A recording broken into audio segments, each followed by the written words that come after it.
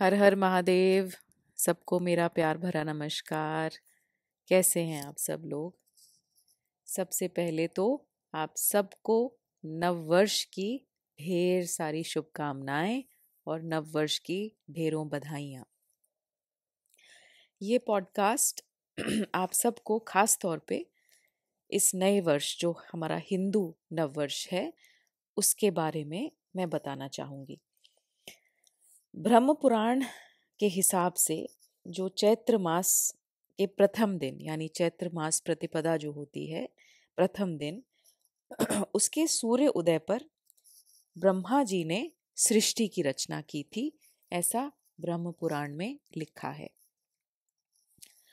इस दिन को हम संवत्सर भी कहते हैं और अगर आपने ज़्यादा इसको सुना होगा तो आपने इसको सुना होगा विक्रम संवत के नाम से। तो इस बार विक्रम संवत 2080 इसकी शुरुआत हो रही है और संवत्सर इसको इसीलिए कहा जाता है क्योंकि संवत्सर का मतलब होता है वर्ष यानी ईयर। अब this is the beginning of the Hindu new year. हम सब 1 जनवरी को जो ग्रेगोरियन कैलेंडर का नया साल होता है उसको खूब जोरों शोरों से मनाते हैं, लेकिन कभी भी ना हमें पता ना हमारे बच्चों को हम ये सिखाते हैं कि हमारे हिंदू कैलेंडर के हिसाब से, हमारे सनातन के हिसाब से जो ये भारतवर्ष में हर प्रांत में अगर आप जाएंगे तो जो चैत्र पक्ष यानी जब चैत्र का महीना शुरू होता है तब हमारे लिए नव वर्ष का आगमन होता है, इसीलिए इसको संवत्सर कहा जाता है।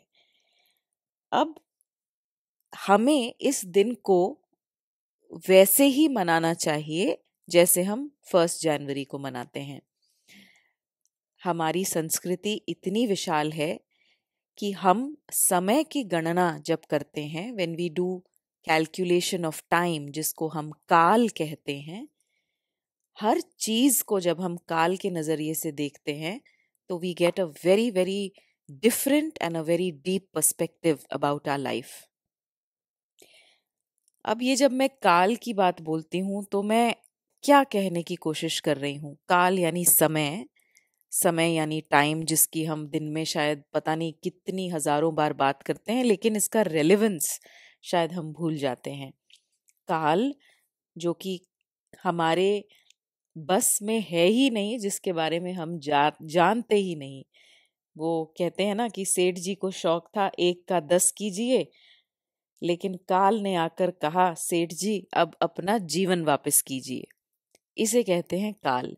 और जब हम काल की समझ रख कर चलते हैं, जब हम काल को समझते हैं, उसको मानते हैं, तो हमारा जीवन जो है वो खुशहाल हो जाता है। We are able to lead a happy life and we are quite contented with our way, because ultimately the spiritual aspect of life uh, we can understand when we understand the importance of Kal. So ये जो हमारा हिंदू नववर्ष है और ये जो हम संवत्सर कहते हैं या विक्रम संवत कहते हैं, ये जो है ये पूरे वर्ष की गणना, गणना यानी calculation, we are able to calculate the entire year through this.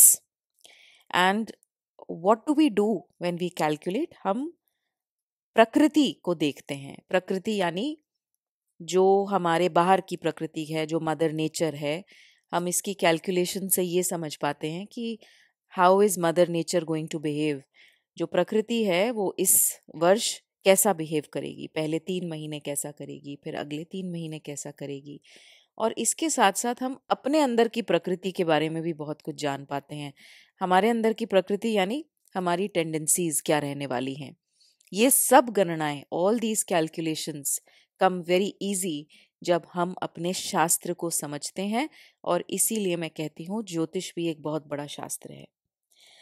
अब ये जो शुरुआत होने जा रही है ये 22 मार्च से होने जा रही है। हालांकि 21 मार्च को रात को 10:54 यानी 21 मार्च 10:54 PM से चैत्र प्रतिपदा लग जाएगी।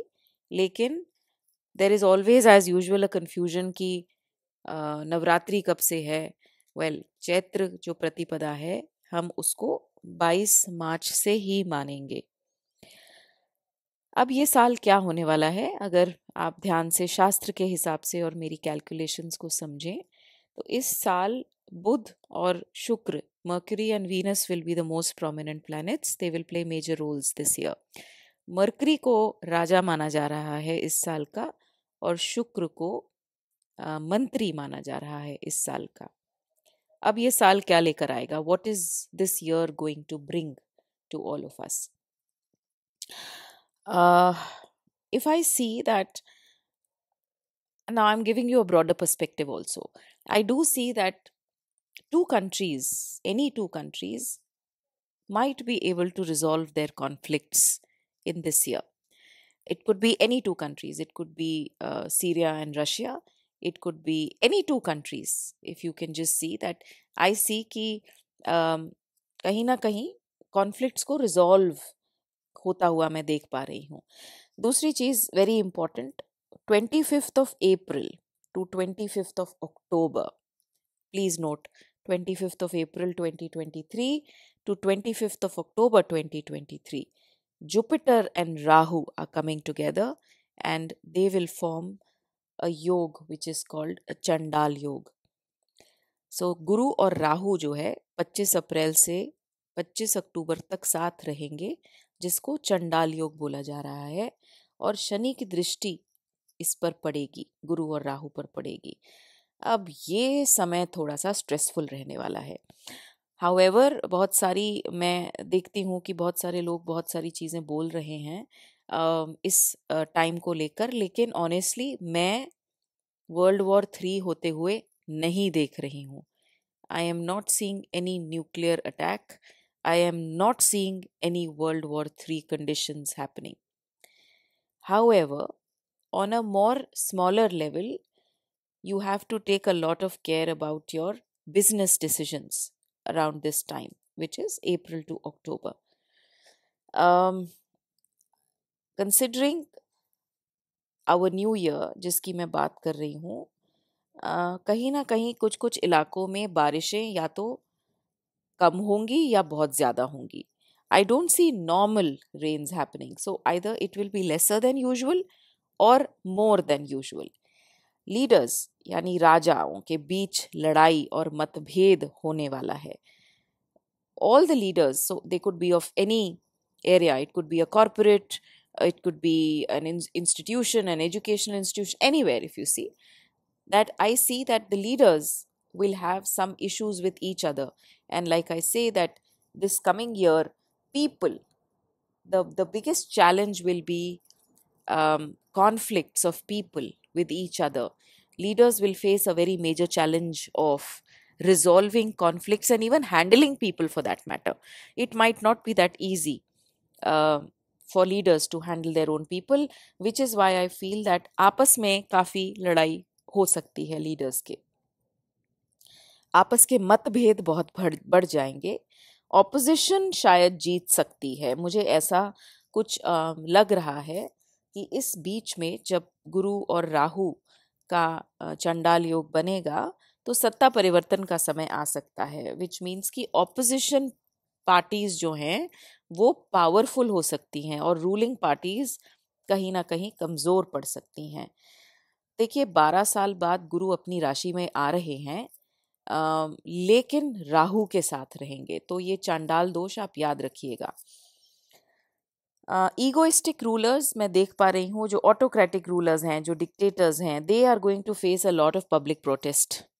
सो we have to somewhere understand कि अब प्रकृति किस तरफ जा रही है और हमारी टेंडेंसीज किस तरफ जानी चाहिए. सो प्रकृति अब इसी तरफ जा रही है दैट किसी भी तरीके की तानाशाही, कंट्रोल, ऑटोक्रेसी, डिक्टेटरशिप, ये सब अब चीज़ें धीरे धीरे ख़त्म इसीलिए होंगी क्योंकि लोग अब बहुत ज़्यादा जागरूक हो जाएंगे. अपने हक की लड़ाई, अपना हित लोग ही अब राजा को बताएंगे. सो पब्लिक प्रोटेस्ट शायद लीडर्स को काफ़ी ज़्यादा फेस करना पड़ सकता है. लोगों का कहीं ना कहीं मीडिया पर से भी विश्वास थोड़ा थोड़ा कम होना शुरू हो जाए, जो रेगुलर मीडिया है हमारी, जैसे जो रेगुलर मीडिया है जो खबरों को बढ़ा चढ़ाकर बताती है, वहाँ पर भी अब लोग जो है ज़्यादा जागरूक होते हुए मुझे दिखाई दे रहे हैं। अब अपने देश की अगर हम बात करते हैं, जैसा मैंने आपको बताया कि 10:54 PM ऑन 21 मार्च नवरात्रि का आरंभ हो रहा है, चैत्र प्रतिपदा, चैत्र के महीने का आरंभ हो रहा है। लेकिन अगर मैं स्पेसिफिकली अपनी कंट्री देखूं, देखिए जब भी किसी कंट्री का हम देखते हैं ना कि क्या होने वाला है नए साल में, तो उस कंट्री के कैपिटल की पत्री हमें स्टडी करनी बहुत ज़रूरी है। तो मैंने 10:54 की और दिल्ली की जब मैंने पत्री कुंडली बनाई, तो वृश्चिक लगन की कुंडली निकल के आई और चौथे घर में शनि बैठे हैं और 8वें घर में मंगल बैठे हैं।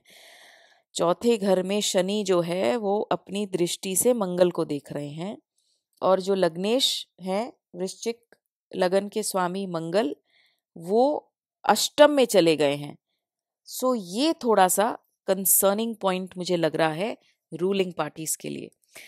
शनि भी लगन को देख रहे हैं अपनी 10वीं दृष्टि से, तो ये सब चीज़ों से मुझे ऐसा लग रहा है कि स्कैंडल्स का उभर के निकल के आना, फाइनेंशियल इश्यूज काफ़ी ज़्यादा हो सकते हैं बड़े बड़े इंडस्ट्रियलिस्ट को। इनफैक्ट मुझे ऐसे भी कुछ योग दिखाई दे रहे हैं कि बड़े बड़े इंडस्ट्रियलिस्ट्स जो हैं उनको कहीं ना कहीं बैंकरप्सी भी फेस करनी पड़ सकती है। ऑपोजिशन स्ट्रांग होगा, ये क्लियरली दिखाई दे रहा है।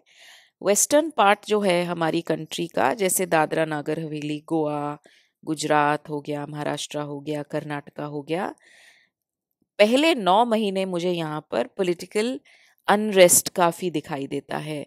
अगर हम ईस्ट की तरफ जाएं, यानी पूर्व की तरफ हम अगर जाएं, तो बिहार, झारखंड, वेस्ट बंगाल जो ये इलाके हैं, यहाँ पर इंटरनल कॉन्फ्लिक्ट्स हो सकते हैं लोगों में, पब्लिक प्रोटेस्ट्स हो सकते हैं। लेकिन जो latter half of the year दिखाई दे रहा है मुझे, वो फिर भी बेटर दिखाई दे रहा है ईस्ट के लिए, यानी पूर्व जो है हमारा देश, वहाँ के लिए।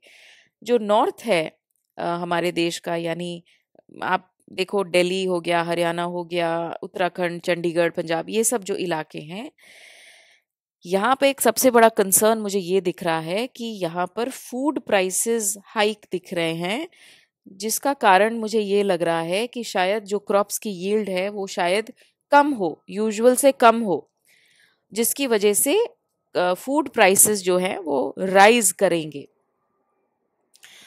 एमपी का इलाका जो है, मध्य प्रदेश जो है, वहाँ पर मुझे कुछ नेचुरल कैलामिटीज़ दिखाई दे रही हैं। धान्य का नाश, धान्य यानी कि ये जो क्रॉप्स हैं हमारा, ये कहीं ना कहीं दिखाई दे रहा है मुझे।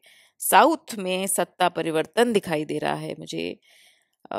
Stock markets are going to be pretty challenging, so you have to be extremely cautious at least in the first 10 months starting April. Whoever is investing in stocks and who have very high hopes, I always say that do not have too many hopes from this market, and that's why I always advise my clients that थोड़ा थोड़ा आप invest करिए, बहुत ज़्यादा invest मत करिए, markets को watch करिए। चैलेंजिंग होगा, you will see steep prices and steep dips also. जो मेटल से रिलेटेड बिजनेसेस हैं, जो धातु जिसको बोलते हैं हम, दे विल बी बेनिफिटिंग, काफ़ी बेनिफिशियल होने वाला है उनके लिए ये वाला साल। नवरात्रि जैसा मैंने आपको बताया कि 22 मार्च से शुरू हो रही है, और हमेशा जो हमें घट स्थापना करनी होती है, बहुत सारे लोग मुझसे पूछते हैं, कई लोग घट स्थापना नहीं करते, कई लोग घट स्थापना करते हैं। जो लोग घट स्थापना करते हैं उनके लिए प्रतिपदा तिथि में घट स्थापना करना बहुत ज़रूरी है। तो जो समय मैं आपको बता रही हूँ, please stick to that time. अगर आप नहीं करते तो कोई बात नहीं, आप यूजुअल पूजा करिए, अनुष्ठान करिए, जैसा मर्जी आप जो करते हैं, सात्विक भोजन का पालन करिए, जोत जलाइए घर में। लेकिन जो घट स्थापना करते हैं उनके लिए समय रहेगा 22 मार्च morning 6:23 AM to 7:32 AM. Okay, now this is hardly about 1 hour. So what and sometimes जो हम रिचुअल्स करते हैं they can take more than 2 hours also. So what I would suggest is that as long as you begin in this 1 hour, it is fine. So even if it is going on till 8:30, absolutely okay. But do start in this time period, which is 6:23 a.m. to 7:32 a.m. Durga माँ की आराधना हमें पता है कि हम उनके 9 रूपों की आराधना करते हैं. And people don't really know a lot about this. In fact, हमें पता है, अब तो खैर बहुत सारी हमारे पास व्हाट्सएप पोस्ट भी आ जाती हैं कि एक दिन शैलपुत्री का है, एक दिन माँ कात्यायनी का है, एक ब्रह्मचारिणी माँ का है. लेकिन जो हमें नहीं पता, एक बहुत इंटरेस्टिंग चीज़ आपको मैं बताऊंगी कि जिस दिन नवरात्रि शुरू होता है उस दिन के हिसाब से हम ये गणना लगाते हैं. शास्त्र कहते हैं, ये मैं नहीं कह रही, शास्त्र कहते हैं कि जिस दिन नवरात्रि शुरू होता है उस दिन की गणना कर कर हम ये बताते हैं कि दुर्गा माँ जो हैं उनका वाहन क्या होने वाला है. कभी वो हाथी पर आती हैं, कभी वो डोली पर आती हैं, कभी वो घोड़े पर आती हैं, कभी वो नाव पे आती हैं. और वो जिस भी वाहन पर आती हैं उस वाहन से हम उस साल में होने वाली घटनाएं, उस साल में होने वाली जितनी भी प्राकृतिक चेंजेस हैं उनका भी अंदाजा लगा सकते हैं.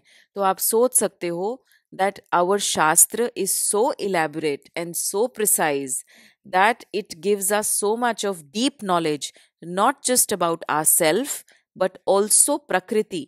And it tells us the relationship between the outside prakriti and our inner prakriti. यानी हमारी टेंडेंसीज, हमारे गुणों का लेना देना भी बाहर की प्रकृति से होता है, एंड वाइस वर्सा. यथा ब्रह्मांडे तथा पिंडे, we've heard it so many times.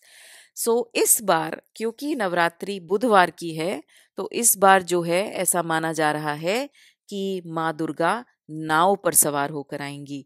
नाव जो है वो पानी पर चलती है, और पानी यानी इमोशंस, पानी यानी लक्ष्मी. तो अब ये देखने वाली बात है कि इस साल कौन होंगे वो लोग जो लक्ष्मी का आवाहन कर पाएंगे, कौन होंगे वो लोग जो दरिद्रता को अट्रैक्ट कर लेंगे, कौन होंगे वो लोग जो बहुत ज़्यादा इमोशनल होकर और शायद अपने जीवन को बर्बाद कर देंगे. सो नेचुरल कैलामिटीज़ दिखाई दे रही हैं कि पानी से रिलेटेड कुछ इलाकों में, I am repeating my self, heavy rains, light rain सब होगा. लेकिन एक अच्छी बात यह है कि अगर हम आध्यात्म में हैं, अगर हम सही रास्ते पर हैं, अगर हम फॉलो करते हैं, अगर हम ज्ञान में हैं, तो हम उन सब बातों का फ़ायदा उठा सकते हैं इस साल. क्योंकि मैं ये मानती हूँ कि प्रकृति में सब कुछ है. प्रकृति केवल नकारात्मक या सकारात्मक नहीं है. प्रकृति में सब चीजें मिश्रण में पाई जाती हैं. But it is on us, है ना. काल बहुत बड़ी चीज होता है. वो कहते हैं ना कि वही अर्जुन के बाण, समय बड़ा बलवान. तो जब हम समय जान लेते हैं, जब हम ज्ञान में होते हैं और हम समय के हिसाब से अपनी चीजें करते हैं, तो निश्चित रूप से वो फलित होती हैं. सो आप सब लोगों को एक बार और नव वर्ष की बहुत बहुत शुभकामनाएं. और एक और आप सबसे निवेदन करूंगी कि नव वर्ष अपने बच्चों को भी बताएं कि हिंदू कैलेंडर के हिसाब से Vikram Samvat 2080 what does it mean. अपने बच्चों को भी ये पॉडकास्ट सुनाएं. अपने बच्चों को भी ये, हमारे गुरुकुल में जितने भी बच्चे हैं वो सब जानते हैं ये सब चीज़ें, and they feel very proud of their culture. हम हर कल्चर में आप देखिए कि नया साल कितने ज़ोरों शोरों से मनाया जाता है. 2-2 दिन की छुट्टियां, 3-3 दिन की छुट्टियां होती हैं. कहीं भी आप दुनिया में जाकर देखिए. लेकिन ऐसा क्यों कि हमारे भारतवर्ष में जब नया साल शुरू होता है तो शायद 35 to 40% लोगों को ही पता होता है कि चैत्र से हमारा नव वर्ष आरंभ होता है. तो क्यों ना इस बार ये भी संकल्प लें कि चैत्र प्रतिपदा से हम जाने कि ये हमारे नए साल की शुरुआत है. And we are also able to tell our children that this is what our culture says. So thank you very much, and again wishing you all a very very happy and a prosperous new year. जल्दी ही मिलेंगे. हर हर महादेव.